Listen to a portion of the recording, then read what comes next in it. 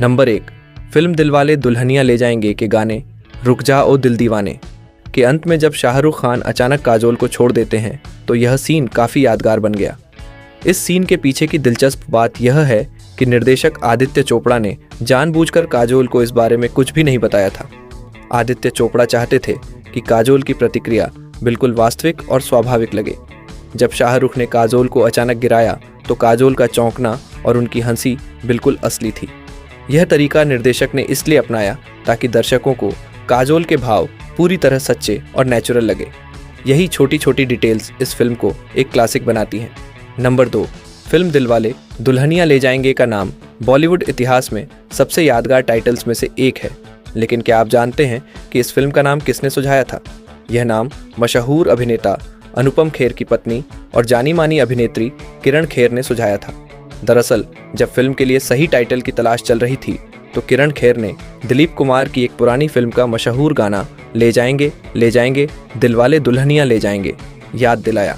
किरण खेर ने इसी गाने से प्रेरणा लेते हुए सुझाव दिया कि फिल्म का नाम दिलवाले दुल्हनिया ले जाएंगे रखा जाए।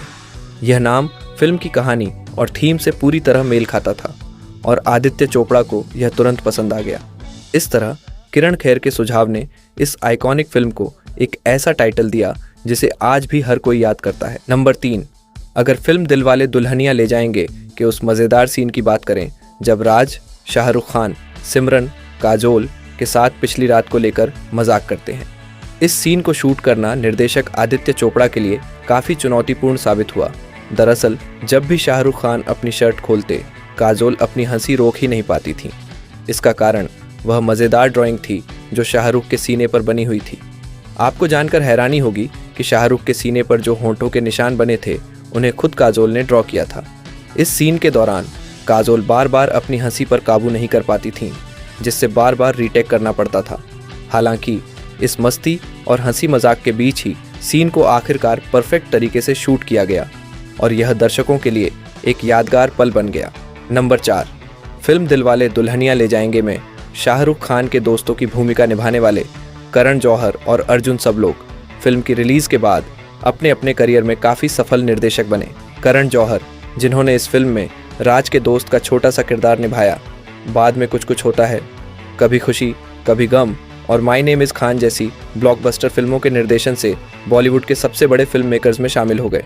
वहीं अर्जुन सबलोग, जिन्होंने शाहरुख के दूसरे दोस्त का किरदार निभाया था, बाद में नागेश कुकुनूर की फिल्मों के साथ काम किया और नौटंकी साला और तुम बिन जैसी फिल्मों का निर्देशन किया। इस तरह यह फिल्म सिर्फ अपने स्टार्स के लिए ही नहीं बल्कि इसके सपोर्टिंग कलाकारों के लिए भी एक बड़ा लॉन्च पैड साबित हुई। नंबर 5, दिलवाले दुल्हनिया ले जाएंगे भारतीय सिनेमा की सबसे लंबी चलने वाली फिल्मों में से एक है।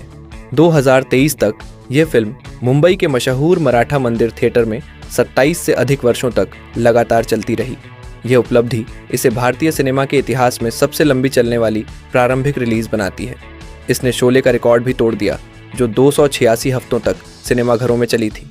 डीडीएलजे का यह ऐतिहासिक रन न केवल इसके प्रशंसकों की अटूट प्रेम कहानी को दर्शाता है बल्कि यह भी दिखाता है कि यह फिल्म पीढ़ी दर पीढ़ी दर्शकों के दिलों पर राज कर रही है। मराठा मंदिर थिएटर में इसे हर दिन मैटिनी शो में दिखाया जाता था और यह फिल्म अब भारतीय सिनेमा की विरासत का हिस्सा बन चुकी है। नंबर 6, दिलवाले दुल्हनिया ले जाएंगे में शाहरुख खान द्वारा पहना गया उनका प्रसिद्ध लेदर जैकेट फिल्म का एक आइकॉनिक हिस्सा बन गया है। लेकिन क्या आप जानते हैं कि इस जैकेट को खास तौर पर अमेरिका से खरीदा गया था? उदय चोपड़ा ने यह जैकेट कैलिफोर्निया के बेकर्सफील्ड में हार्ली डेविडसन स्टोर से खरीदा था। इसकी कीमत उस समय $400 थी, जो उस दौर में काफ़ी महंगी मानी जाती थी। यह जैकेट न केवल राज के स्टाइल को परिभाषित करता है बल्कि फिल्म में उनके कैरेक्टर की कूल और चार्मिंग पर्सनैलिटी को भी दर्शाता है। आज भी यह जैकेट शाहरुख खान के सबसे यादगार फैशन लुक्स में से एक है। नंबर 7, दिलवाले दुल्हनिया ले जाएंगे के मशहूर गाने मेहंदी लगा के रखना में काजोल का हरे रंग का लहंगा आज भी आइकॉनिक माना जाता है। यह लुक उतना ही लोकप्रिय हुआ जितना यह गाना। सिमरन का यह ग्रीन क्वीन अवतार फिल्म के सबसे यादगार स्टाइल में से एक बन गया। दिलचस्प बात यह है कि काजोल ने अपनी असल ज़िंदगी की शादी में भी हरे रंग की पोशाक पहनी थी। जब उन्होंने अभिनेता अजय देवगन से शादी की तो उन्होंने एक पारंपरिक हरी महाराष्ट्रियन साड़ी पहनी। यह हरा रंग न केवल डीडीएलजे में उनकी खूबसूरती को निखारता है बल्कि उनकी असल ज़िंदगी की शादी के साथ भी जुड़ गया, जिससे यह रंग उनके लिए और भी खास बन गया। नंबर 8, दिलवाले दुल्हनिया ले जाएंगे में राज के किरदार के लिए शाहरुख खान ने फिल्म फेयर अवार्ड्स में सर्वश्रेष्ठ अभिनेता बेस्ट एक्टर का पुरस्कार जीता। हालांकि इस जीत ने एक दिलचस्प विवाद को जन्म दिया। मशहूर अभिनेता आमिर खान, जिन्हें फिल्म रंगीला में अपने शानदार प्रदर्शन के लिए नामांकित किया गया था, महसूस करते थे कि यह अवार्ड उन्हें मिलना चाहिए था। इस असहमति के कारण आमिर खान ने फैसला किया कि वह भविष्य में फिल्म फेयर अवार्ड्स में शामिल नहीं होंगे। आमिर का मानना था कि अवार्ड्स में निष्पक्षता की कमी है और तब से लेकर आज तक वह शायद ही किसी अवार्ड फंक्शन में दिखाई दिए हों। यह घटना भारतीय फिल्म इंडस्ट्री में पुरस्कारों को लेकर चर्चा और बहस का एक महत्वपूर्ण हिस्सा बन गई। नंबर 9, फिल्म दिलवाले दुल्हनिया ले जाएंगे में शाहरुख खान द्वारा निभाए गए राज के किरदार का नाम राज क्यों रखा गया, इसके पीछे एक दिलचस्प कहानी है। निर्देशक आदित्य चोपड़ा ने इस किरदार का नाम राज इसलिए रखा क्योंकि यह नाम भारतीय सिनेमा के एक आइकॉनिक अभिनेता और निर्देशक राज कपूर से प्रेरित था। राज कपूर को भारतीय फिल्म इंडस्ट्री का किशोर कुमार माना जाता था और उनका योगदान सिनेमा के क्षेत्र में अविस्मरणीय है। आदित्य चोपड़ा का मानना था कि राज कपूर की तरह ही शाहरुख खान का राज भी एक युवा, रोमांटिक और सुलझे हुए व्यक्तित्व का प्रतीक बनेगा, जो दर्शकों के दिलों में एक खास जगह बना सके। इस तरह शाहरुख का राज किरदार भारतीय सिनेमा के एक महान अभिनेता के सम्मान में रखा गया। नंबर 10, दिलवाले दुल्हनिया ले जाएंगे के उस मशहूर सीन में जहां अनुपम खेर शाहरुख खान को उनके पूर्वजों के शैक्षिक योगदान के बारे में बताते हैं, एक दिलचस्प बात छिपी हुई है। इस सीन में अनुपम खेर अपने किरदार के जरिए यह बताते हैं कि उनके परिवार के पूर्वजों का शैक्षिक क्षेत्र में कुछ खास योगदान नहीं था और वह शाहरुख को यह समझाने की कोशिश करते हैं कि उनके परिवार में कोई बड़ा शैक्षिक रिकॉर्ड नहीं रहा।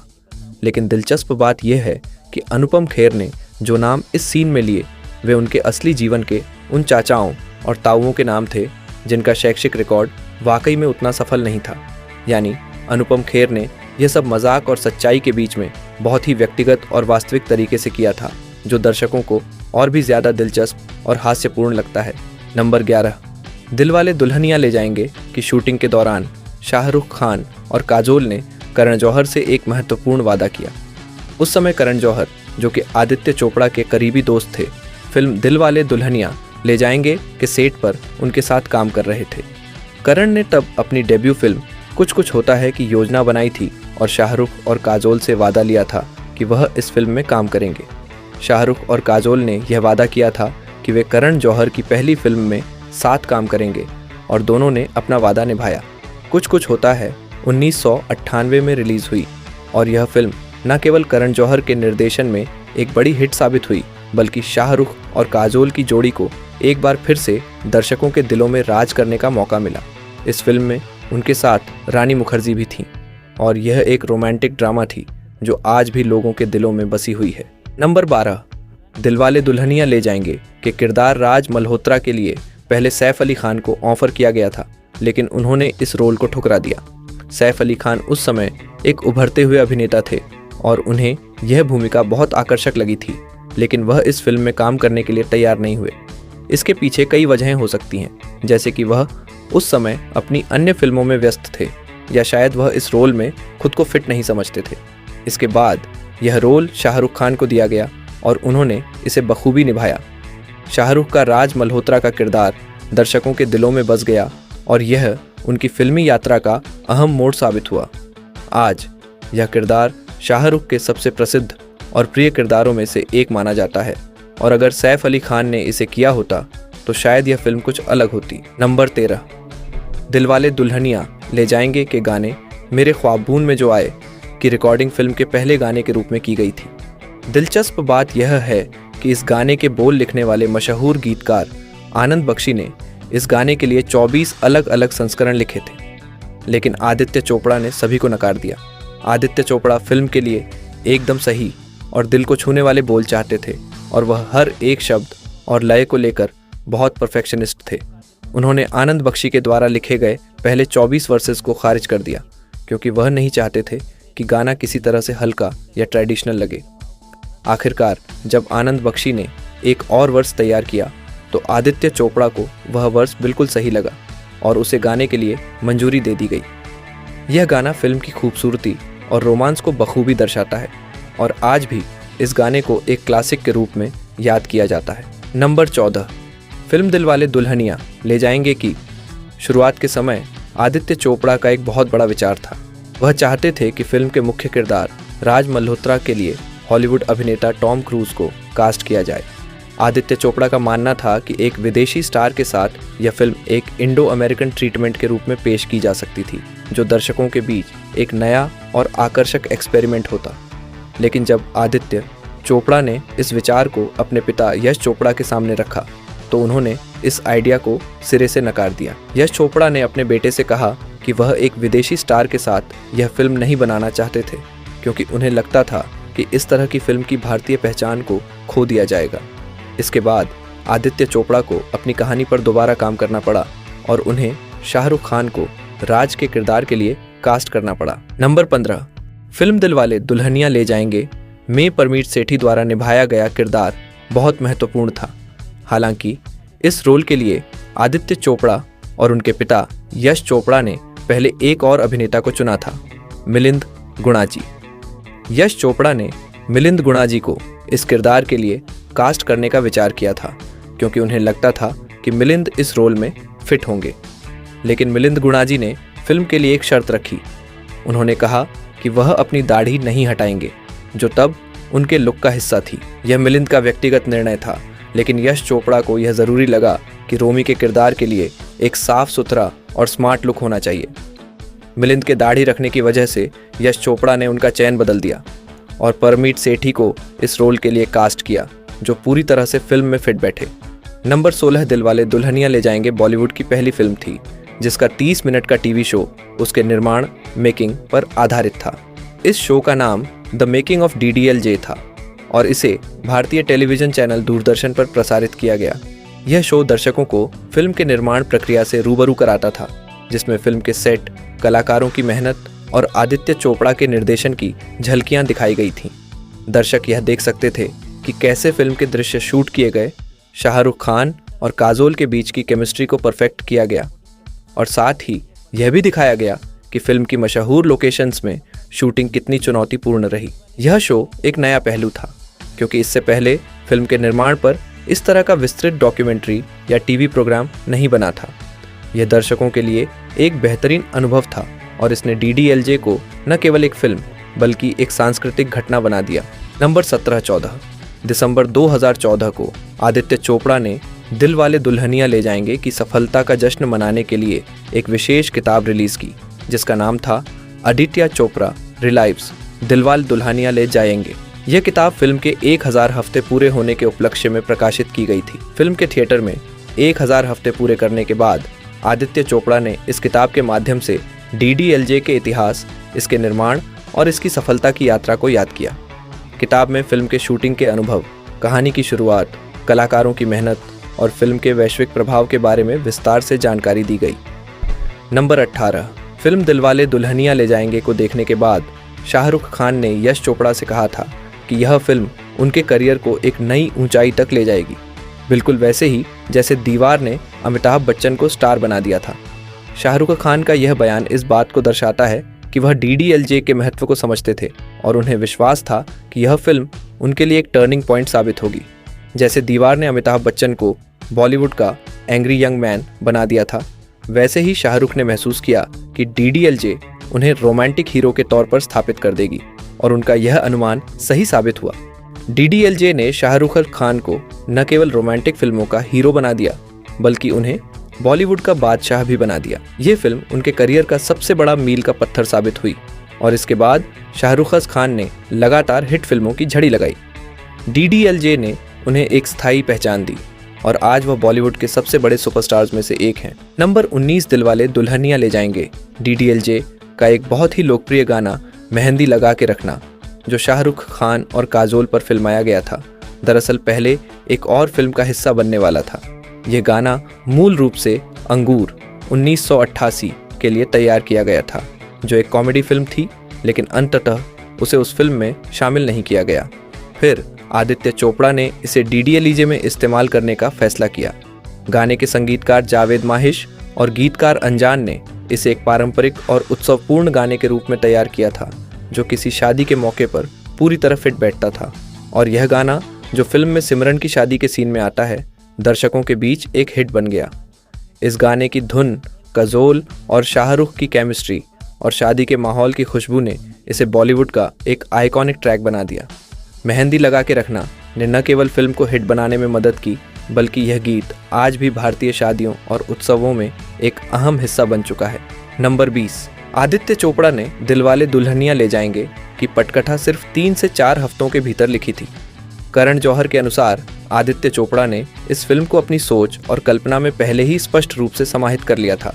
यही कारण था कि वह इतनी जल्दी इसे कागज पर उतार सके। आदित्य चोपड़ा के लिए फिल्म की कहानी पहले से ही पूरी तरह से संकल्पित थी। उनके दिमाग में DDLJ की प्रेम कहानी, इसके पात्रों और संवादों की पूरी रूपरेखा थी, जिससे वह केवल इसे लिखने का काम करना चाहते थे। उनका दृढ़ विश्वास और फिल्म के प्रति उनका विजन इतना मजबूत था कि वह इसे बहुत जल्दी और सटीकता से लिखने में सक्षम हुए। नंबर 21, दिलवाले दुल्हनिया ले जाएंगे में कई महत्वपूर्ण पहली बार चीज़ें देखने को मिली। यह फिल्म टीवी अभिनेत्री मंडीरा बेदी के फिल्मी करियर की शुरुआत थी। उन्होंने फिल्म में परमीत सेठी की बहन का किरदार निभाया था।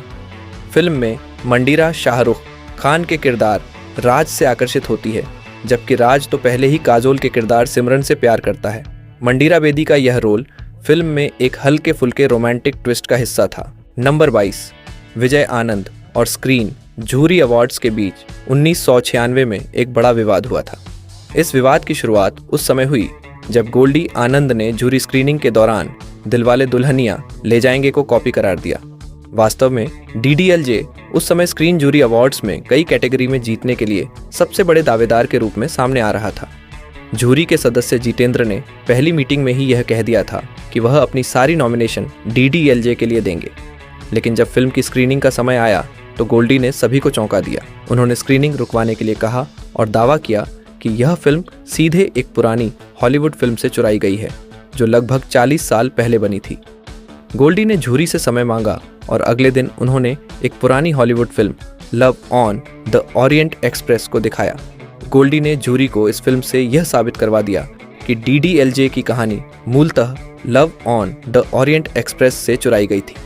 चूंकि जूरी के नियमों के मुताबिक अगर कोई फिल्म कॉपी की जाती है तो वह अवार्ड्स में हिस्सा नहीं ले सकती, गोल्डी ने अपने फैसले के तहत DDLJ को अवार्ड्स से बाहर कर दिया। यह खबर इंडस्ट्री में फैल गई और पूरी फिल्म इंडस्ट्री चौंक गई। यश चोपड़ा, जो DDLJ के निर्माता थे और गोल्डी के करीबी दोस्त थे, ने उनसे बात करने का फैसला किया, लेकिन गोल्डी अपने फैसले पर अडिग रहे और यश चोपड़ा भी इस निर्णय के कारण बीमार पड़ गए। यश 3 दिन तक बीमार रहे, लेकिन गोल्डी अपने फैसले से पीछे नहीं हटे। वहीं गोल्डी ने आमिर खान की फिल्म हम अकेले तुम को भी कॉपी करार दिया, क्योंकि यह फिल्म क्रेमर vs क्रेमर से प्रेरित थी। इस फैसले ने आमिर खान को निजी अवार्ड्स पर विश्वास खोने पर मजबूर किया। इसके बाद आमिर के कजिन निर्देशक मंसूर खान ने फिल्म निर्देशन छोड़ दिया और OT के पास कूनूर में बसने का फैसला किया, जहां से वह कभी भी फिल्में बनाने के लिए वापस नहीं आए। यह पूरा विवाद फिल्म इंडस्ट्री के लिए एक बड़ा झटका था और यह दर्शाता है कि कैसे पुरस्कारों और समीक्षाओं को लेकर अंदरूनी राजनीति और विवाद चलते रहते हैं।